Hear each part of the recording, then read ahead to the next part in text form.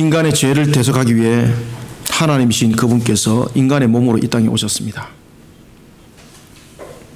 인간의 몸을 통해서 그분의 나심에서부터 그리고 공생애, 그리고 그 공생애를 이루기 전까지를, 그 30의 공생애를 이루기 전까지의 삶을 우리는 가시와 은근기의 값이라고 말합니다. 그런가 하면 30에서부터 시작되어진 예수님의 공생애 약 3년 반의 그 공생애를 첫 번째 아담이 상실당했던 왕과 그리고 또한 선지자와 제사장의 직분에 대한 회복과 그 값의 기간이라 말할 수 있습니다. 그런가 하면 세 번째 값은 바로 십자가에서 이루어지게 되는데, 그것은 바로 죄로 인한 죽음의 값이었습니다. 이 모든 것을 합쳐서 예수님께서는 다 이뤘다라고 말씀하셨습니다. 그런데 참으로 중요한 것은 예수님께서 십자가 위에서 다 이뤘다고 말씀하실 때에 그것을 우리는 성리에 마치 성전가라고 말씀을 할 수가 있습니다. 그러나 더 중요한 것은 예수님께서 십자가 위에서 성리한 것이 아니라 십자가 위에서 죽으심으로 3일 뒤에 그 성리가 무엇인가를 우리에게 나타내 보여주셨는데, 그것이 바로 부활이었습니다. 요한복음 19장 30절에서 말씀하신 다 이뤘다, 그것은 곧 성리를 말하고 있었습니다. 그러나 그 성리는 십자가에서 죽으신 그 위에서 일어나는 것이 아니라 십자가에서 그 죽으시고 장사하신 3일 뒤에 부활하심으로써 그 성리가 다 이뤘다는 것이 무엇인지를 우리에게 열매로 보여주셨습니다.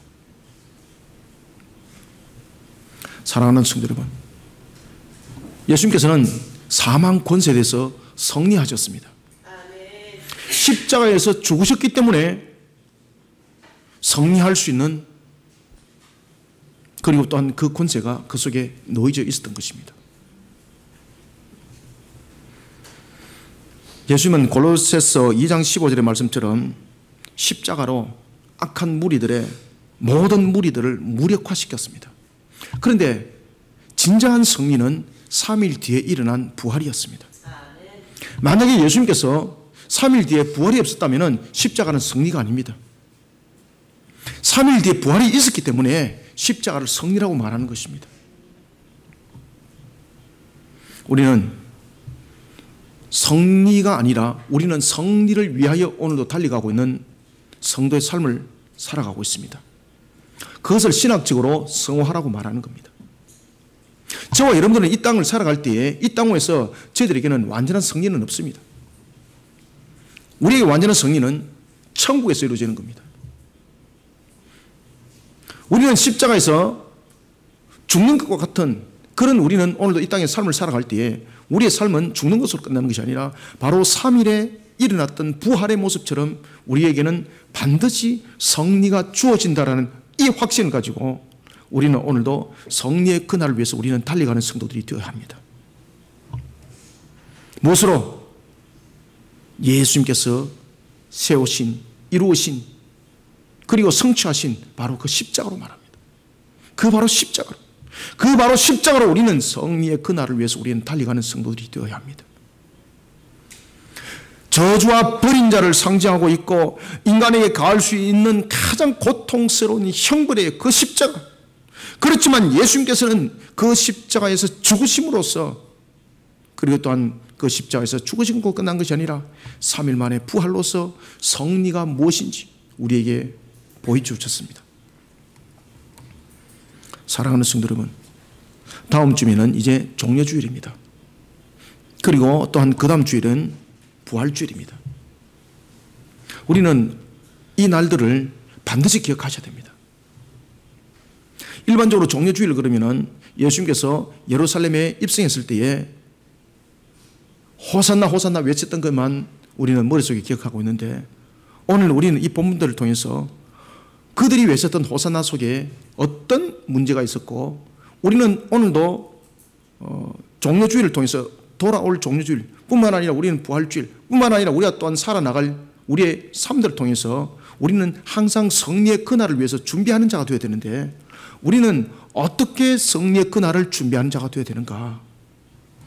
성리 십자가라고 그랬는데 이 성리 십자가가 우리에게는 이 땅의 삶을 살아갈 때에 어떻게 준비해야만이 이 성리 십자가가 3일 만에 부활의 십자가로 나타나는가? 이것이 우리에게 큰 관건이 아닐 수 없습니다. 사랑하는 성도 여러분, 우리는 성리의 그날을 위해서 분명히 십자가 신앙으로 나아가야 합니다. 그런데 문제는 십자가의 신앙들 가운데서도 분명한 십자가의 신앙이 되지 않고는 3일 만에 부활이 없다는 사실입니다. 십자가에서 주님이 죽으셔야 합니다. 십자가에서 주님이 죽으셨기 때문에 3일 만에 부활이 있었던 겁니다.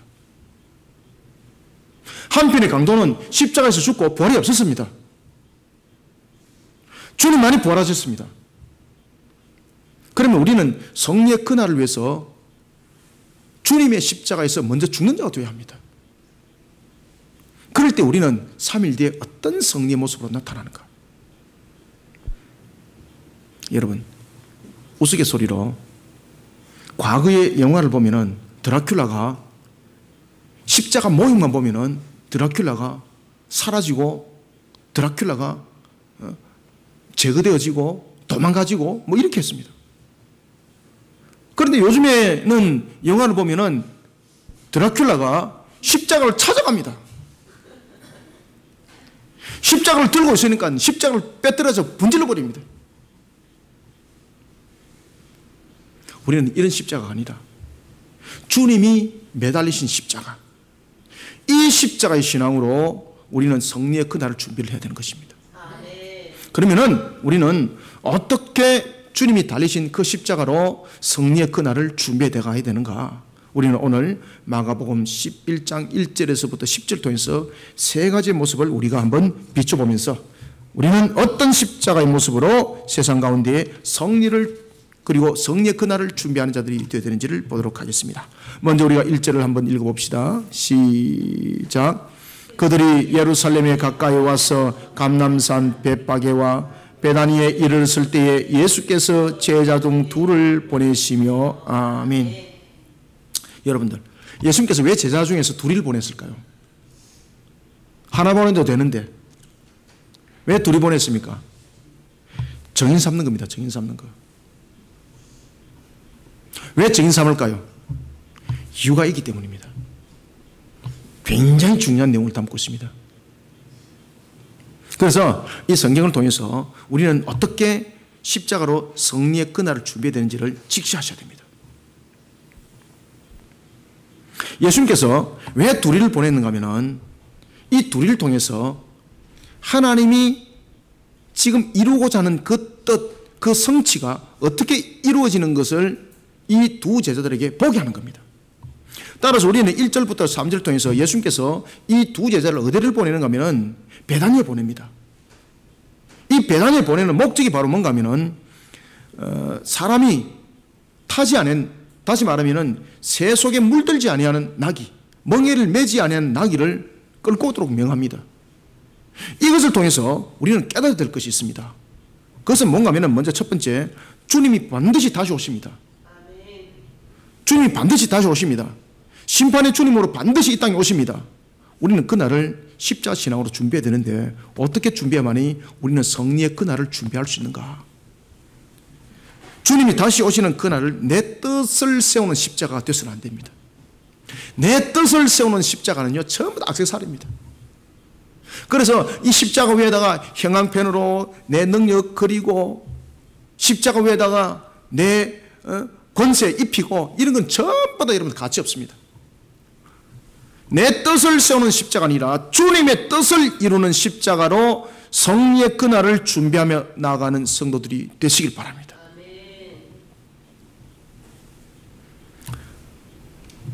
다음 주에 올 우리의 종려주일, 바로 예수님께서 예루살렘에 입성한 것을 기념하여 우리는 그것을 종려주일이라 말하고 있습니다. 그리고 그 종려주일은 고난주간과 함께 이어집니다. 예수님께서는 종려주일 예루살렘에 입성하셔서 그 한 주간 동안에 고난을 겪으시고 그리고 그 주간에 금요일날, 성금요일날 십자가에 달리셔서 죽으십니다.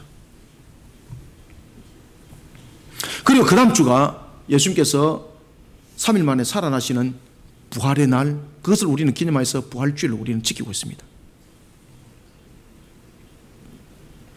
종려주일과 고난주간은 바로 부활의 준비기간입니다. 우리는 성리를 하기 위해서는 항상 준비가 되어 있어야 합니다. 예수님께서도 3일 만에 무덤가에서 살아나시기까지는 이 종려주일과 고난주간에 대한 이 사역들이 있었기 때문에 예수님께서는 죽으시고 살아나심입니다. 성경은 결론만 가지고 항상 말하지 않습니다. 세상은 결론을 굉장히 중요하게 여깁니다. 그렇지만 하나님은요, 결론과 함께 그 과정을 아주 중요하게 여긴다는 사실입니다. 우리는 3일 만에 부활이라는 이 성리의 그날을 맞이하기 위해서 우리는 오늘 본문의 말씀처럼 이런 종려주일과 같은 그런 모습과 그리고 십자가를 매는 고난의 그 모습 속에 우리의 신앙들을 만들어가지 않고는 우리에게는 영원한 성리의 그날이 오지 않는다는 것입니다. 우리의 죄를 대속하기 위해서 예수님께서 예루살렘에 입성할 때에 그 모습은 우리로 하여금 천국 입성을 앞둔 종말의 때를 어떻게 준비하면 살아가야 되는지를 우리에게 사실은 답을 주고 있습니다. 예수님께서 가장 중요한 것은 우리가 종말을 준비해 나갈 때에 우리가 또한 성리의 그날을 향해서 나아갈 때에 제일 먼저 첫 번째 말을 준비하지 말라는 겁니다. 예수님께서는 말을 준비한 것이 아니라 나귀를 준비하도록 시켰습니다. 그리고 두 번째는 자신의 능력을 인정해주는 추종 세력을 앞세우거나 뒤세우지 않았습니다. 예수님께서 제자들에게 베다니에 있는 마을에 가서 어떤 세속적인 일에도 사용되어 바 없는 멍에를 매지 아니한 나귀 새끼를 끌고 오도록 합니다. 이것은요, 우리가 천국을 어떻게 준비하는가, 그리고 우리가 또한 최후의 성리를 얻기 위해서 우리의 신앙의 자세가 어떻게 되는가를 답을 주고 있는 겁니다. 우리는 주님을 닮은 십자가를 들고 나갈 때만이 우리는 성리의 그날을 쟁취할 수 있습니다. 그런데 우리는 십자가는 아는데 이 십자가를 나의 십자가로 만들어버리는 겁니다. 그러니까 사람들은 십자가에서 성리라는 것만 생각하고 있고 자꾸 말을 타려고 그러는 거예요. 말은 여러분들 보시면 성리를 상징하기 때문에 말은 아름답게 꾸미기도 합니다. 그래서 왕의 말들은 장식을 아름답게 꾸몄습니다. 뿐만 아니라 왕을 대동하는 그 말은 권세를 또한 말하기도 합니다. 그런가 하면 말은 군사로서 힘을 상징하기도 합니다. 예수님께서 오늘 보시면 본문에 베다니에 가서 말을 끌고 오라는 것이 아니라 나귀 새끼를 끌고 오도록 명합니다. 예수님께서는 이렇게 말씀하십니다. 너희들이 나귀 새끼를 끌고 올 때에 그 나귀의 주인이 너희들의 행동을 의심을 하면서 너희들이 왜 우리의 나귀를 끌고 가려고 그러냐라고 말할 때에 너희들은 이렇게 말해라. 그 나귀의 진정한 소유권을 가진 주인께서 이 나귀를 가져오라고 명했다라고 말하라. 그러면 주인이 허락할 것이다. 여러분, 이게 말이나 되는 이야기입니까? 이 말이나 되는 이야기입니까 이거? 정신이 이상하지 아니하고 누가 그 나귀를 주겠습니까? 그런데 6월절에는 그런 풍습이 있었습니다. 그리고 그런 관례가 있었습니다. 왜냐하면 메시아를 기다리는 측면에서 그들은 항상 그렇게 나귀를 예비를 해놓고 있었습니다. 그런데 수천 년의 역사 속에서 그 관습대로 나귀를 가져가면서 나귀를 타고 들어온 분은 아무도 없었습니다. 그러니까 그렇게 그 해본 적이 없다는 이야기입니다. 그럼 다시 말하면 그렇게 가져간다 그랬을 때 누군가가 그렇게 순수하게 안 준다는 이야기입니다. 6월절에 관례처럼 관습처럼 줄 것이다. 천만에 안 줍니다, 여러분들. 이 이야기는 어떤 이야기인가 하면은 예수님에 관한 내용들을 이 속에 설명하면서 예수님이 어떤 분인가를 지금 두 제자들에게 이 사건을 통해서 증거시키는 겁니다. 여러분들, 예수님은 자신이 하나님이라는 사실을, 그 권세와 그 권능을 가지시는 분이라는 그 사실을 수없는 기적과 이적을 통해서 사람들에게 보여주면서도, 나타내 보면서도 예수님은 자신을 감춥니다. 심지어 눈먼 자를 회복시킬 때에 마태복음 9장 30절에 보면은 예수님께서 눈먼 자를 회복시킵니다. 그때 예수님께서 뭐라고 말씀하십니까? 아무에게도 이 사실을 알리라, 알리지 마라. 그렇지, 알리지 말라는 겁니다. 그럼 예수님께서 예루살렘의 입성을 눈앞에 두시고 지금까지와는 달리 자신이 누구인지를 만천하에 알리라는 것입니다. 그때에 자신이 유대인들이 그렇게 기다려왔던 바로 그 메시아라는 것을 이 6월절의 한 장면을 통해서 알도록 하는 것입니다. 그래서 예수님께서는 제자 둘을 보내는 겁니다. 정인 삼는 거죠.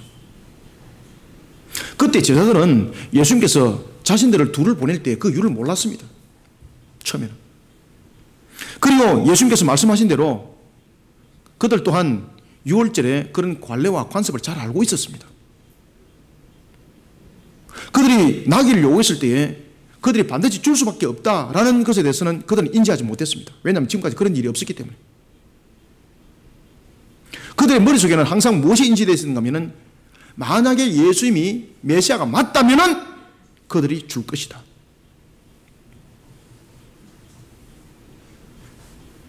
제자들은 이런 생각을 가지고 베다니에 갑니다. 그리고 절대 순결을 상징하면서 어떤 세속적인 일에도 쓰임받지 않은 멍에를 매지 않는 나귀 새끼를 끌고 오도록 그들은 명령을 받았고 그 일들을 수행합니다. 특히 오늘 본문에 보면은 멍에를 매지 않았다. 그 다음에 나귀 새끼는 무엇을 말하고 있는가 하면은 세속화되지 않는 것을 말하고 있습니다. 세상에 물들지 않은 것을 말하고 있습니다. 그러면은 우리는 하나님의 나라와 주님이 오시는 그날까지 성리의 그날을 우리는 달려가기 위해서 우리의 신앙의 자세, 우리의 십자가는 어떻게 되는가? 세속에 물들면 안 됩니다. 순결해야 됩니다. 그래서 순결한 신부의 옷을 입는 십자가, 이것을 들어야만이 우리는 성리의 그날을 향해서 나갈 수 있는 겁니다. 그 다음에 두 번째는 군사와 같이 권위와 권력과 자신의 탐욕을 앞세운 그런 속에 십자가를 드는 자가 돼서는 아니 됩니다. 예수님께서는 순결과 세속으로부터 구별됐을 뿐만 아니라 동시에 군사가 아니라 평화를 상징하는 나귀 새끼를 끌고 오도록 명합니다. 이것은 바로 스가랴 9장 9절의 말씀의 성취였습니다. 이 사실은 모든 유대인들이 너무나도 잘 알고 있는 사실이었습니다. 제자들 또한 이 구절을 알고 있었습니다. 그런데 갔을 때에 그들이 허락하겠는가 말입니다. 그들은 의심을 하고 있었습니다. 그러나 스가랴서 9장 9절의 말씀처럼 구원을 베푸실 그 왕의 말씀의 성취가 일어나는 것을 그들은 직접 목격을 하게 되는 겁니다.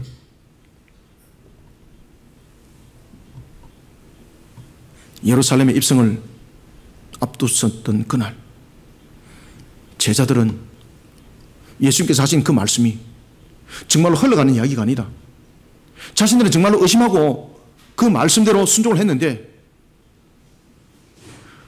그 멍에를 매지 않은 나귀 새끼 주인은 그 말씀에 순복하고 순종하면서 그 나귀를 내어놓더라는 것입니다. 여기서 제자들은 깜짝 놀랍니다. 예수님이 메시아가 맞구나. 진짜구나 이거. 여러분, 주님이 다시 오실 그날은 요한계시록 6장 11절에도 나타나고 있는 것처럼 주님께서 구원하시고자 하는 그 백성의 그 수가 반드시 채워져야만이 그 날이 옵니다. 그런데 문제는 이 그날은 어떻게 오는가라는 것입니다. 그날은 주님께서 명령하신 것을 순종하고 수행함으로써 그날은 오게 되어 있습니다.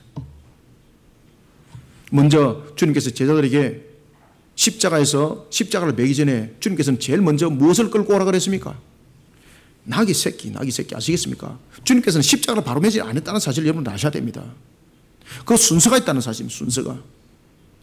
멍에를 매지 아니하는 나귀 새끼. 마찬가지입니다.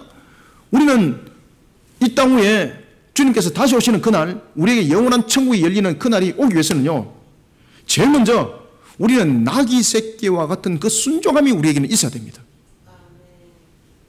그 수를 채워야 합니다. 그 수를 채워야만이 우리에게 마지막 종말에 오게 되어 있고, 그리고 새하늘과 새 땅이 우리 속에 열려지게 되는 것입니다. 요한계시록 6장 11절의 이 말씀대로 우리는 그 수를 어떻게 채워야 되는가? 우리는 어떤 나귀의 모습 속에 순종을 해야만이 우리는 그 날을 속히 앞당길 수가 있는가? 제일 먼저 나귀를 찾아야 합니다. 그리고 나귀를 끌고 와야 합니다. 그래야만이 그 위에 주님이 올라탑니다. 우리는 무엇으로 나귀를 끌고 오는가? 바로 지상 대위임령으로 나귀를 끌고 오는 성도들이 되시길 바랍니다. 이 지상 대위임령이라는 것은 바로 뭔가 하면은 예수님께서 마태복음 28장 18절에서부터 20절에서 주신 말씀인데, 이것은 하나님의 택한 백성들을 어떻게 모아야 되는가에 대한 내용들을 우리에게 가르쳐져 있고 명함이었습니다. 아버지와 아들과 성령의 이름으로 세례를 주고 하나님의 택한 백성이 있는 모든 곳에 우리는 전도하는 현장 속에, 그 사명들을 감당하는 속에 우리는 지상 대위임령을 성취하는 그런 군사가 되어야 되는 것입니다. 말이 아니라 바로 나귀가 되어야 되는 것입니다. 주님께서는 마지막 때가 속히 실현되도록 오늘도 우리를 독려하고 있습니다. 그런데 우리는 말을 타버립니다. 주님 말씀에 순종 안 하는 거예요. 지상 대위임령을 통해서 나귀가 되라 그랬는데 우리는 말을 타버립니다. 그러니까 이 거꾸로 가는 겁니다. 지금 시대는 말을 타는 시대가 아닙니다. 지금 이 시대는 주님께서 예루살렘을 입성을 앞두고 있는 것처럼 나귀를 끌고 와야 됩니다. 우리는 세상이 주는 부귀와 영화를 누리면서 말을 타려 하지 마십시오. 지금 우리는 지상 대위임령을 통해서 주님의 말씀에 순복하는 나귀의 때입니다. 만약에 우리가 십자가의 신학으로 나간다고 말하면서 십자가의 승리를 상징하고 있다라고 말하면서 말을 그냥 바로 타버리면요, 이 마귀가 쳐놓은 그물에 꼼짝없이 걸리게 됩니다. 그러면은 하나님의 택한 백성을 불러 모으는 지상 대위임령 사라집니다. 왜? 말은 승리를 상징하고 있고 성취를 상징하고 있기 때문에 더 이상 하지 않는 거예요. 여러분들. 우리에게는 나귀입니다. 나귀. 지상 대위임령은 주님의 뜻을 세우는 십자가입니다. 주님이 다시 오시는 그날을 위해서 내 삶의 윤택만을 바라보는 말이 아닙니다. 아버지의 뜻을 이루는 나귀 새끼의 사명입니다. 이 나귀 새끼를 끌고 와야 합니다. 우리는 이 나귀 새끼를 끌고 오지 않으면은, 다시 말하면 이 나귀 새끼의 사명인 지상 대위임령을 우리는 이루지 않으면은 마치 주님께서 오지 아니하는 것처럼 마귀의 계획에 그대로 우리는 녹아든다는 사실을 기억하셔야 됩니다. 사랑하는 성도 여러분, 우리는 주님이 다시 오시는 그날을 정말로 우리는 갈급해 하고 있습니까? 그러면 그 날을 내가 내 뜻을 세우는 십자가로 해서는 안 됩니다. 내가 내 뜻을 세우기 위해서 말을 타버리면 안 돼요. 내 영광을 차지하기 위해서 말을 타버리면 안 돼요. 여러분들요, 우리는 나귀를 끌고 와야 되는 거예요. 나귀를. 그것이 무엇입니까? 지상 대위임령입니다. 하나님의 택한 백성들을 데려와야 되는 겁니다. 하나님의 택한 백성을 데려와야만이 주님께서 오시는 겁니다. 말은 우리가 타는 것이 아니라 누가 탑니까? 주님이 타고 오시는 거예요. 주님이. 그래서 요한계시로 보면은 주님께서 주님은 예루살렘에 입성할 때 나귀를 타고 들어가시지만은 재림하시는 주님이 나귀를 타고 올까요? 말을 타고 올까요? 그렇죠. 맞습니다. 백마를 타고 옵니다. 백마는 무엇입니까? 성리의 상징, 성리의 상징. 우리는 성리를 하기 위해서 우리는 준비하는 단계입니다. 성리에 대한 완전한 선포는 주님이 백마를 타고 오면서 선포되는 겁니다. 그런데 우리가 그냥 바로 말을 타려고 그래요. 우리는 지금까지는 아직도 우리에게는 부족함이 있는데 그것은 바로 준비해야 될 단계라는 것입니다. 사랑하는 성도 여러분, 우리는 성리의 그날을 위해서 준비하는 자들이 되시길 바랍니다. 나귀를 끌고 와야 합니다. 나귀를. 지상 대위임령을 통해서, 전도를 통해서, 우리는 선교를 통해서 그 백성의 수를 채우는 나귀를 끌고 와야 합니다. 그런 지상 대위임령의 십자가로 완전한 성리를 준비해 나가는 우리 모든 성도들이 되시기를 소망합니다. 두 번째는 우리가 어떤 십자가로 성리의 그날을 준비해야 되는가? 다시 묻습니다. 우리는 첫 번째, 어떤 십자가로 성리를 준비해야 됩니까? 그렇죠. 주님의 뜻을 이루는 십자가. 그 주님의 뜻을 이루는 십자가 측면에서 나는 어떤 모습이 되어야 됩니까? 나귀를 끌고 와야 되는 거예요. 나귀를. 지상 대위임령을 통해서 우리는 성리의 그날에 십자신앙으로 준비하는 자들이 되어야 된다. 그 다음에 두 번째는 4절을 한번 읽어봅니다. 시작. 제자들이 가서 본적 나귀 새끼가 문 앞 거리에 매여 있는지라 그것을 푸니. 아멘. 예수님께서 말씀하신 대로 그들은 나귀 새끼를 풀었습니다. 그러니까 어김없이 나귀 주인이 너희들이 무슨 짓을 하고 있느냐라고 말하니까 그들이 예수님께서 하신 말씀대로 순종했습니다. 버벅거리고 죄송합니다. 이거 뭐 잘못돼가지고 제가 실수했습니다. 이러면은 그날 끝난 거예요. 그들은요 당황치 아니하고 주님께서 말씀하신 그대로 순종했습니다. 주님을 더 높이는 거죠. 너 내 몰라? 너 내 능력 몰라? 이러면서 나귀를 끌고 온 것도 아닙니다. 주님께서 말씀하신 그대로 주님을 더 높이면서 순종했습니다. 그 속에 역사는 일어났습니다. 우리는 두 번째, 어떻게 우리는 성령 그날을 준비해야 되는가라는 속에 우리는 답을 얻어야 되는데, 그것은 두 번째 4절부터 7절 통해서 자신의 계획을 이루기 위한 십자가로 준비하면 안 됩니다.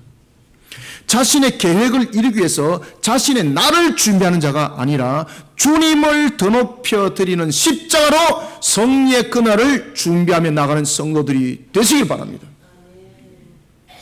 자신의 계획을 이루기 위해서 자신의 나를 준비하게 되면은 아무 능력이 안 나타납니다. 주님을 더 높여드리는 십자가로 성령의 그날을 우리는 준비해야 됩니다. 어떻게? 말씀대로 순종하는 겁니다. 두 명의 제자, 증인이죠, 증인. 만약에 혼자만 그랬다면 이 사람이 거짓말을 할 수도 있는 거죠. 그래서 두 명이라는 것은 거짓말이 아니라 정말이라는 것을 확인하라는 이야기입니다. 그래서 두 명의 증인을 통해서 예수님께서 베다니로 가도록 명했습니다. 그곳에서 나귀 새끼에게 멍에 매지 아니하는 그 나귀를 달라고 요청하게 되면 그가 줄 것이다. 제자들은 그 말씀대로 순복을 합니다. 오늘 본문에 보면 4절에 이렇게 말합니다. 제자들이 가서 보았습니다. 그러니까 무엇이 있었습니까? 그렇지. 예수님께서 말씀하신 대로 멍에를 매지 않은 나귀 새끼가 있더라. 두 명이 증언하는 거예요. 두 명이.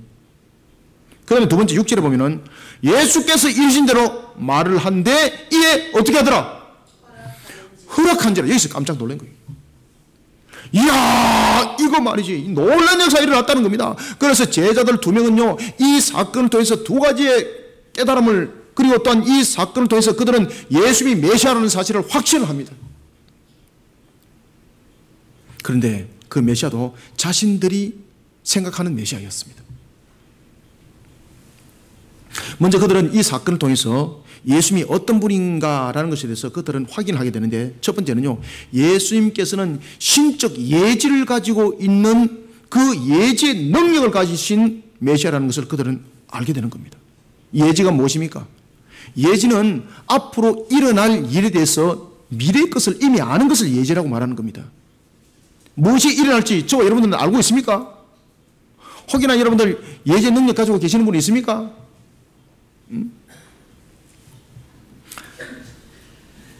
목사님, 우리 동네 옆에 그 기대 꼽은 사람은 잘해요. 여러분, 그런 사람들이 예지 능력이 있을까요? 그 사람들이?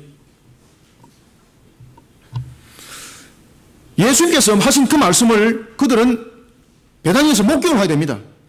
그 속에서 이 두 명의 증인은 예수님은 바로 예지의 능력을 가지신 바로 그분이라는 것을 그들은 알게 됐을 뿐만 아니라 예수님께서 하신 말씀대로 그들은 순종했을 뿐입니다. 그때 어떤 역사가 일어났습니까? 오늘 6절에 보면 이에 허락한지라라는 것은 예수님의 권능을 말하고 있습니다. 그분은, 예수님은 예지의 능력만을 가지고 계신 분이 아니라 바로 무엇도 함께 가지고 계신 분이다. 권능을 함께 가지고 계시는 분이라는 것을, 그 메시아라는 것을 제자들은 오늘 4절과 6절 통해서 알게 되는 겁니다. 그런 그들이 어떤 행동을 했을까요? 마치 사전에 각본을 짜듯이 그 일들이 그렇게 일어난 겁니다. 그래서 어떤 신학자는 이런 이야기를 합니다. 예수님께서 제자들을 다 재우고 여러분들이 자나 안 자나 확인하고 새벽에 혼자 살짝 나가가지고 그 주인한테 돈 주고 사가지고 요리 내가 둘이를 보낼 테니까 이렇게 말하면은 그렇게 주세요 라고 이렇게 했다라고 말하는 썩은 신학자들도 있습니다.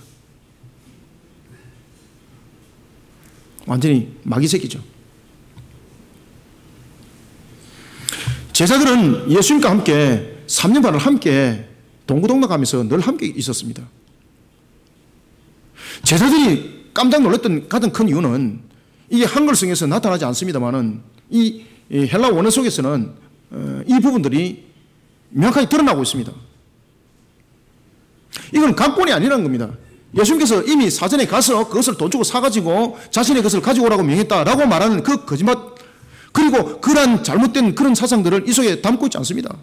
이미 제자들은 이것이 짠 각본이 아니라 바로 예수님은 신적 예지를 가지고 계시는 분이고 바로 그 권능을 가지고 계신 분이라는 것을 이 우리가 목격을 지금 한 겁니다.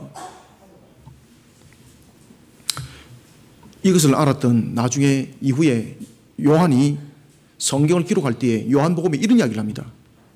요한복음 5장 17절에서 이렇게 말합니다. 예수님의 권능은 바로 성자로서의 권능이었습니다. 성자로서의 권능이었습니다. 그런가 하면 요한복음 10장 18절에서는 예수님의 권능은 스스로가 결정하는 권능이었습니다. 할렐루야. 여러분들 스스로 결정하는 권능은 누구에게만 나타납니까? 맞아요. 스스로 결정하는 권능은 오직 하나님 안에서만 나타나는 거예요. 이게 이 사실을 목격했던 제자들의 고백입니다.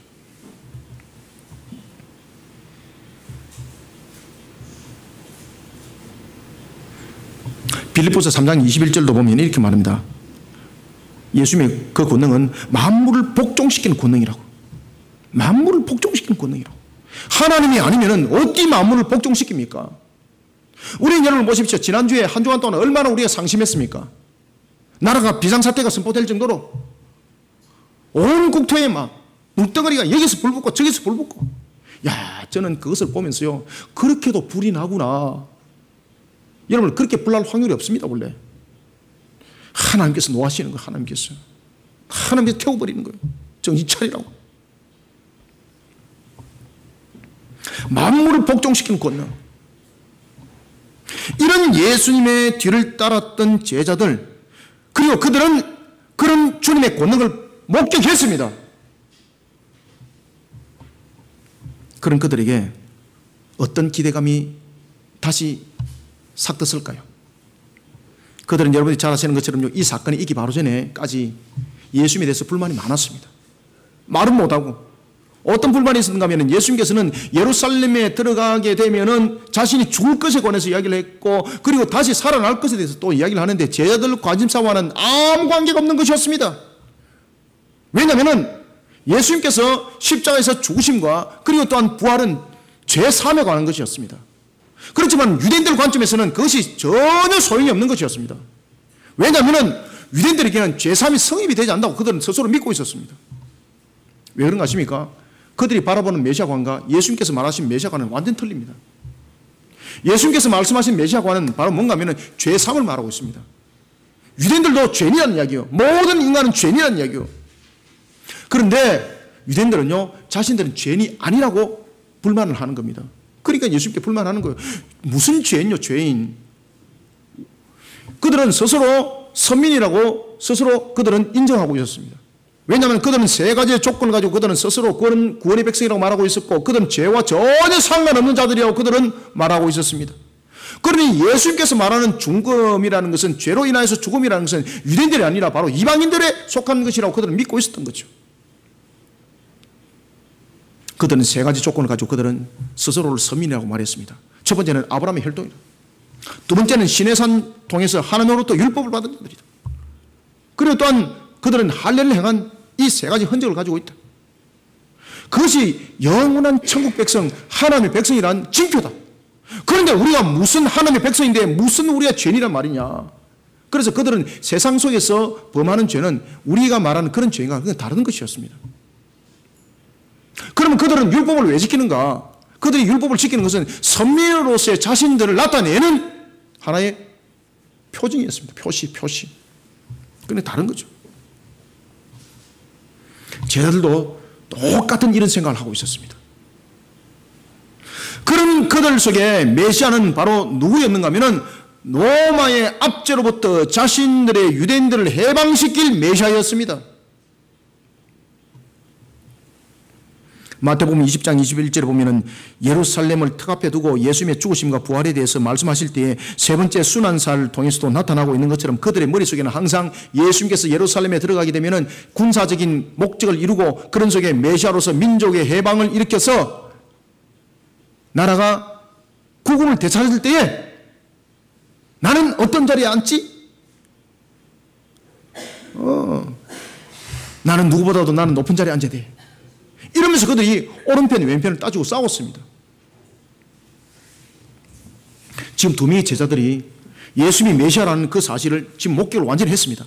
그 속에 그들 머릿속에 다시 그 과거 조금 전에 얼마 전까지 그들이 했던 그 내용들, 그 생각들이 다시 두 제자들에게 머릿속에 다시 떠올랐던 것입니다. 그런 제자들에게 나타난 반응은 바로 예수님이 예루살렘의 왕으로 입성하는 것이었습니다. 아시겠습니까? 그렇기 때문에 이 제자들이 연출한 그 장면은 바로 나귀 새끼 위에다가 그들의 겉옷을 올려놓는 이 장면은 바로 열왕기상 1장 38절부터 40절에 등장하는 바로 솔로몬이 왕의 즉위식을 통하여 나타났던 그 장면을 연상시키는 것이었습니다. 여러분, 제자들의 모습 속에는 하나님의 뜻과 서로 상반되는 그런 모습이 담겨져 있었습니다.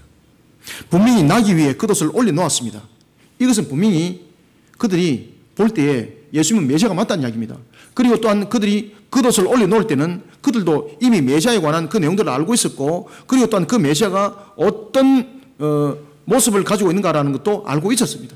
메시아는 바로 왕이라는 사실이죠. 그러면 그들에게 요구했던 왕은 바로 뭔가 하면 솔로몬과 같이 힘 있는 능력이 있는 그런 왕으로서, 민족을 해방시키는 그런 왕으로서 자신들 앞에 설 것을 그들은 기대했습니다. 따라서 그들이 나귀가 있는 그 등 위에 겉옷을 올려놨다는 것은 분명하게 하나님의 말씀의 성취는 맞는데, 제자들의 생각은 그 말씀의 성취를 넘어서서 자신의 뜻을 세우는 것이었습니다. 예수님은 나귀 위에 올라타서 평강의 왕으로서 우리의 죄를 대속하기 위하여 죽기 위하여, 그리고 죽기 위하여 그 대속을 완전히 이루는 측면에서 흔들림 없이 그 모든 것을 수행하는 측면에서의 왕이었습니다. 그런 예수님의 왕권은요, 십자가에서 우리의 죄를 대속해서 죽기까지 흔들림 없이 그 모든 것을 수행하는 측면에서의 왕권이었습니다. 그런데 어리석은 제자들은 무엇을 이룹니까? 계획을 하는 겁니다. 자신들 계획을 하는 겁니다. 그래, 맞아, 예수님께서 메시아가 맞구만. 이제 예수님께서 이제 본격적으로 이제 예루살렘에 입성하게 되면은 이제 내가 오른편에 앉고 너는 왼편에 앉아, 뭐 이런 식으로 다툼들이 또 일어나는 겁니다.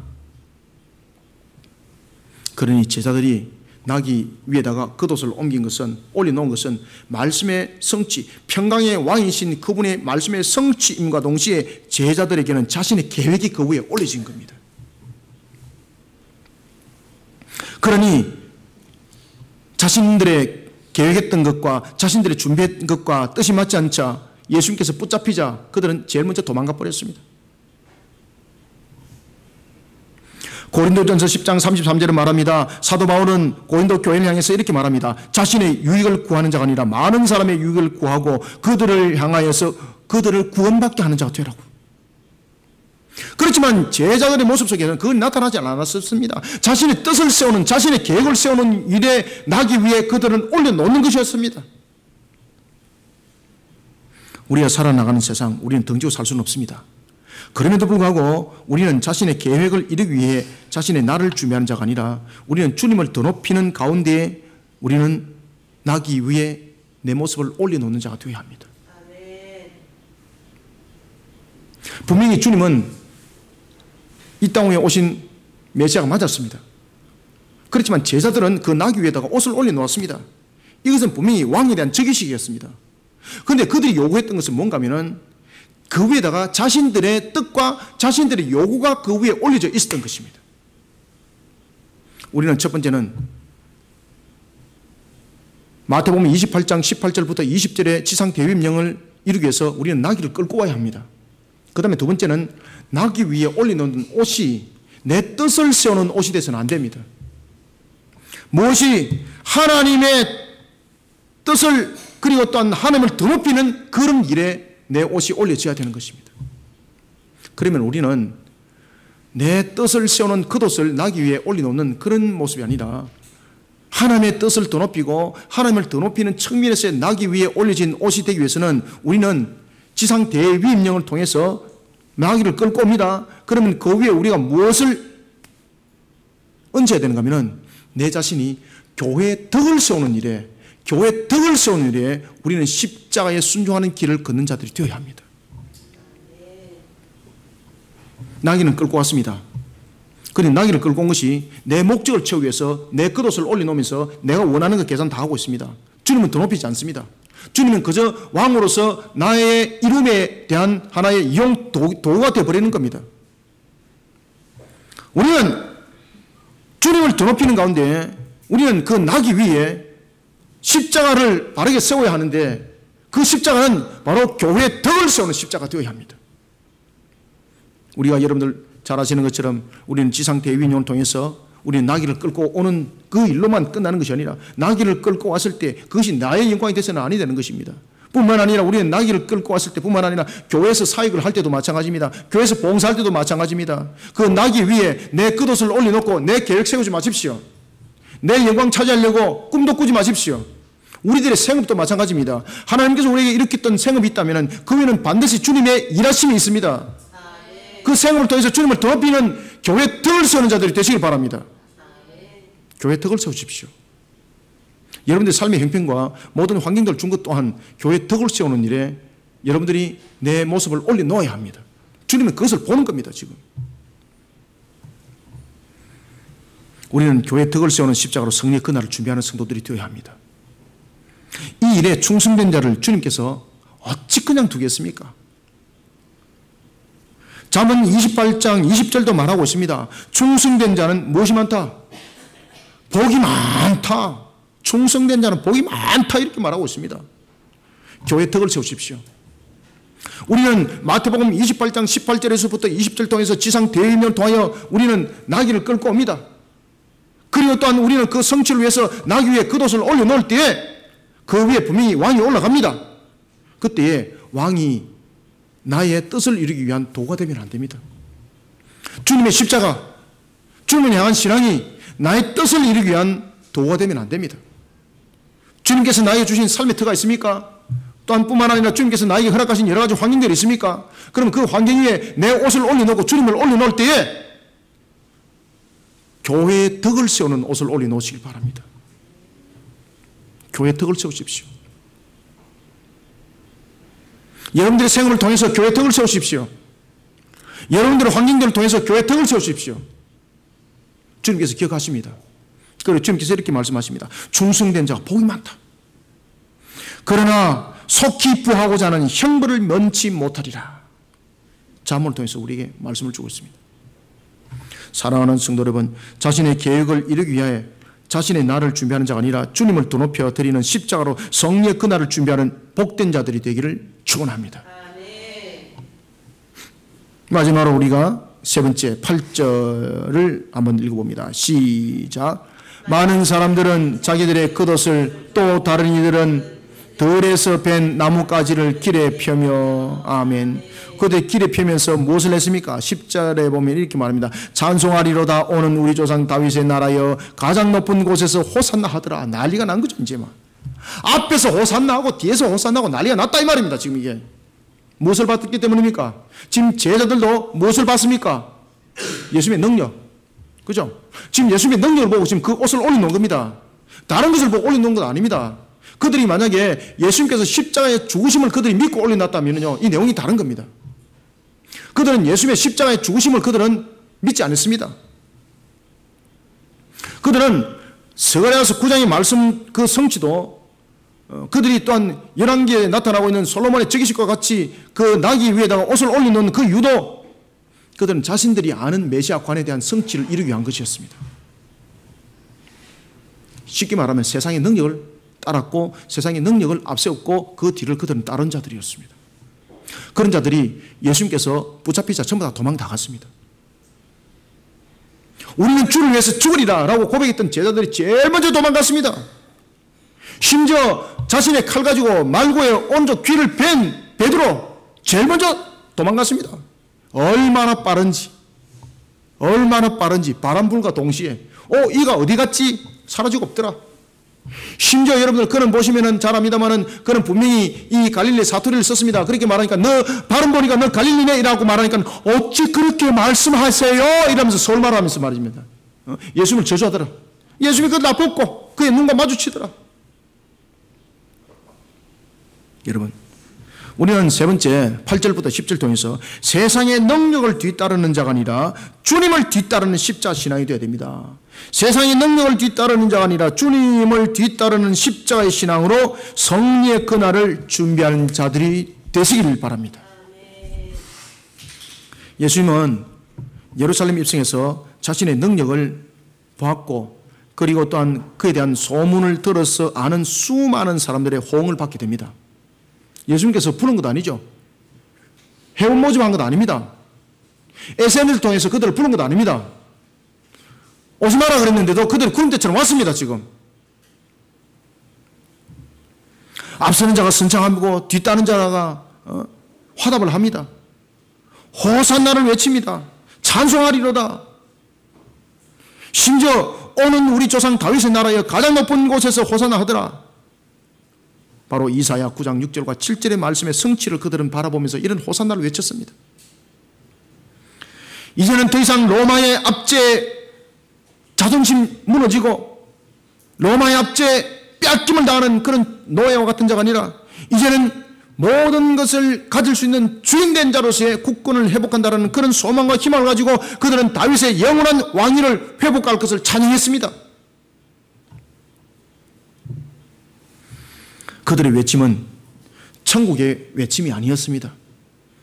죄 사함에 대한 그런 호산나가 아니었습니다. 그들의 바로 호산나는 세상의 능력을 따르는 호산나였습니다. 그런 그 무리들이 예수님이 붙잡히는 그 순간 그들은 예수님의 무능력함을 보게 되는 겁니다. 야, 이거 우리가 알고 있던 그 능력자가 아니구만. 이거 이 사람 따랐다가는 같이 떼죽음을 당하는 거야. 이 사람하고 완전히 결별해야 되겠다. 그러면서 등을 싹 돌려버리는 겁니다. 마태복음 26절 56절에서 마태는 고백합니다. 뭐라고 고백합니까? 자신들의 부끄러움을 그렇게 고백하는 겁니다. 이렇게 고백합니다. 제자들이 다 예수를 버리고 도망갔더라. 누구도? 자기도. 그래서 제자들이라고 말하는 겁니다. 한 명도 안 남고 다 도망갔더라. 다 도망가더라. 야, 12놈 가운데 한 놈이라도 남아야지. 그죠? 다 도망가더라. 그래서 성경에서 이렇게 말합니다. 다 예수를 버리고 도망갔더라. 마가복음 15장 13절을 보면 얼마 전까지만 해도 예수를 향해서 호산나라고 외쳤던 그들이 예수를 향해서 오히려 십자가에 못 박게 하소서라면서 대제사장들의 선동에 따르는 그런 황당한 자리에 서기까지 합니다. 참 여러분 말이나 되겠습니까 이게? 요한계시록 13장 여러분들 14절에 보면은요, 종말의 사건이 벌어질 때에 마귀의 세력이 이끄는 그 짐승의 세력 앞에 누가 제일 먼저 무릎 꿇고 그들의 편에 되는 거 아십니까? 기적과 이적을 믿고 따르는 자들입니다. 세상의 그 능력을 보고 따르는 자들입니다. 그들이 제일 먼저 자빠집니다. 세상의 능력을 보고 뒤따르는 자는 세상이 주는 것만을 보게 되는 겁니다. 영적 분별력이 생길 수가 없습니다. 그러니까 제일 먼저 넘어지는 겁니다. 우리는 십자가의 신앙으로 영적 분별력을 갖추어야 합니다. 누가복음 23장 26절의 말씀처럼 예수님의 십자가를 우리는 잠시 지었던 그 자 속에도 역사는 나타났던 것을 우리는 볼 수가 있습니다. 누가복음 23장 26절에 보면요, 성경에서 뜬금없이 구레네 사람 시몬이 등장을 합니다. 그는 누군가 하면 예수님과 전혀 관계없는 사람입니다. 그런데 그 사람이 억지로 십자가를 지고 언덕길을 오르게 됩니다.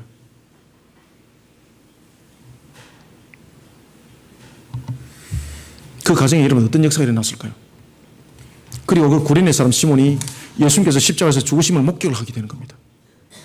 그리고 예수님께서 십자가에서 죽으실 때에 어떤 상황이, 어떤 현상이 일어난지를 그는 목격을 하게 되는 겁니다.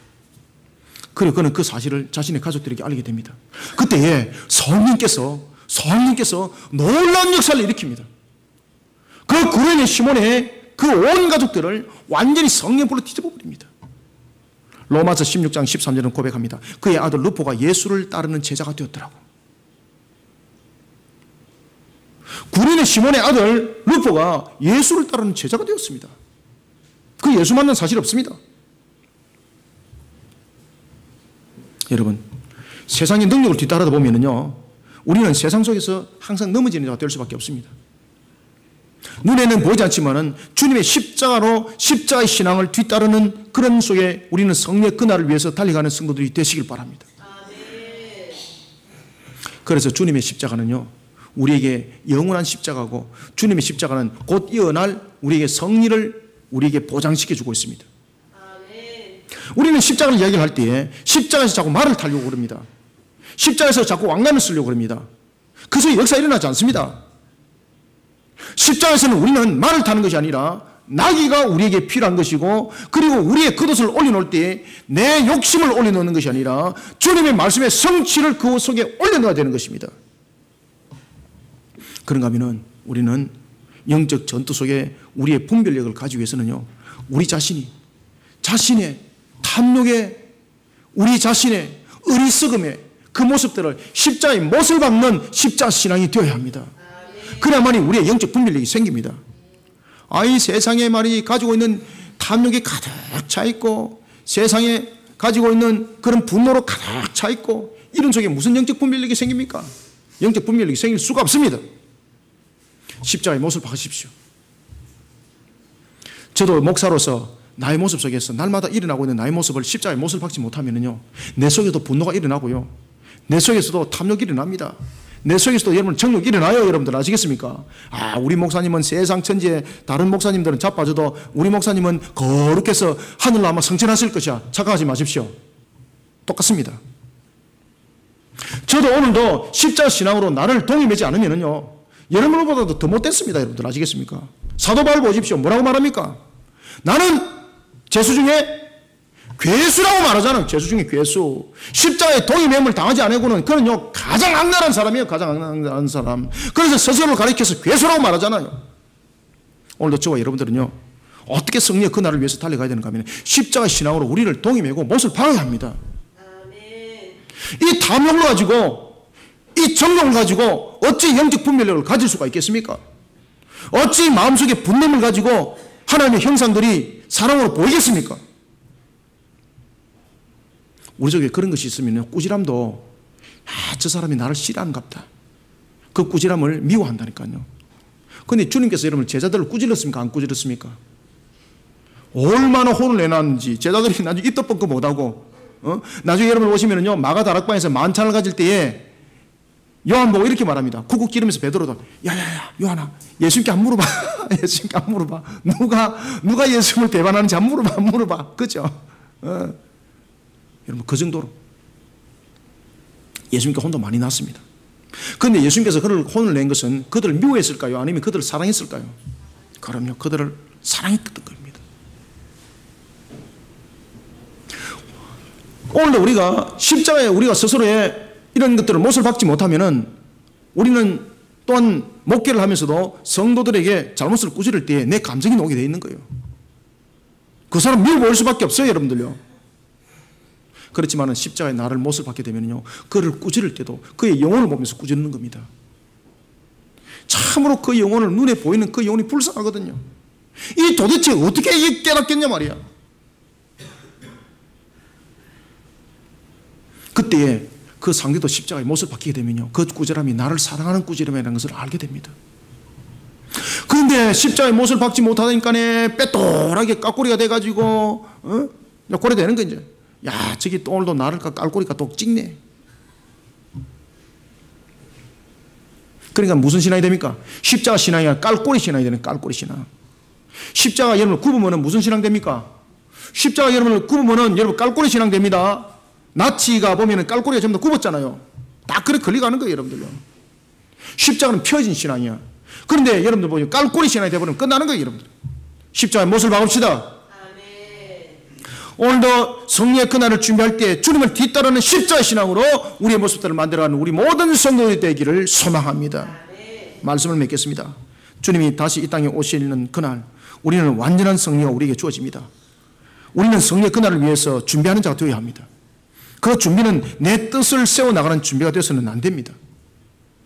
세상의 능력에 의지하는 그날을 준비하는 어리석은 자 되어서는 안 됩니다. 예수님께서 그렇게 했듯이 성령의 그날을 하나님의 뜻을 이루는 영적 전투를 치러 나가면서 이 모든 것을 이루어 나가는 우리 성도들이 되시기를 소망합니다. 그럴 때 주님이 뜻이 보입니다. 영적 전투를 우리는 바르게 치러 나가야 합니다. 그때 주님의 음성이 들려집니다. 쓸데없이 오늘 하나님께서 너에게 하신 말씀이 있는데 말해줄까 이런 소리 하지 말고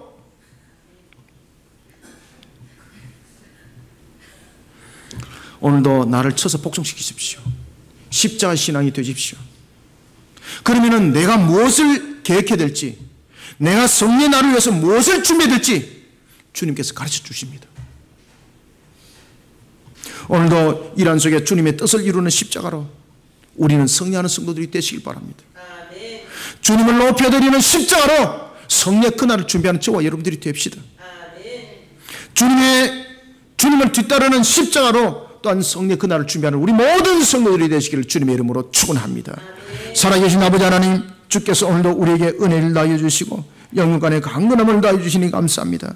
눈에는 보이지 않지만 살아계신 하나님을 믿음으로 바라보게 하시고 성령의 그날을 예비케 하시니 감사합니다. 오늘 특히 하나님께서 종료주일을 앞두고 우리에게 주신 마가복음의 말씀이 우리로 하여금 성령의 그날을 십자가 신앙으로 바르게 세워나가는 모습이 되기를 원합니다.